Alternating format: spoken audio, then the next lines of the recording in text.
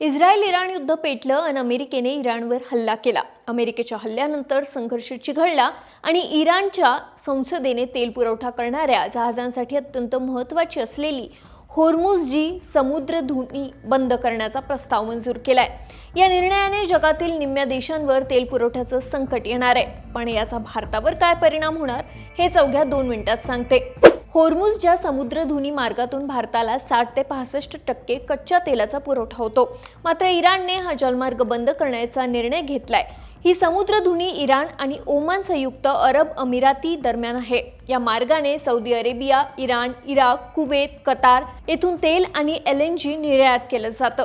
जगातील 20% तेलाचा व्यापार हा याच समुद्रधुनीतून चालतो। या मार्गाने बहुतेक तेल आशियाई देशांमध्ये जाते, तसंच या मार्गाने तेलासह वायूचीही वाहतूक केली जाते। आशियाई देशांसाठी हा महत्त्वाचा निर्यात मार्ग आहे। मात्र हा मार्ग बंद झाल्यास भारतात इंधन महाग होईल, महागाई वाढेल, रुपयावर दबाव येईल, ज्यामुळे भारताची आर्थिक परिस्थिती बिघडू शकते। तज्ञांच्या मते सध्या कच्च्या तेलाची आंतरराष्ट्रीय किंमती सध्या प्रति बॅरल $75 आहे। इराणने निर्णय घेतल्यास ती जवळपास दुप्पट होऊ शकते।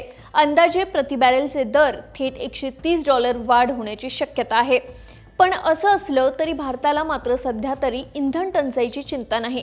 देशाला अनेक आठवडे पुरेल इतका इंधन साठा आपल्याकडे आहे, अशी माहिती पेट्रोलियम मंत्री हरदीप सिंग पुरी यांनी दिली आहे। भारत दररोज 5.5 दशलक्ष बॅरल तेल वापरतो, त्यातील 1.5 दशलक्ष बॅरल तेल होर्मुझ जलमार्गातून येतं।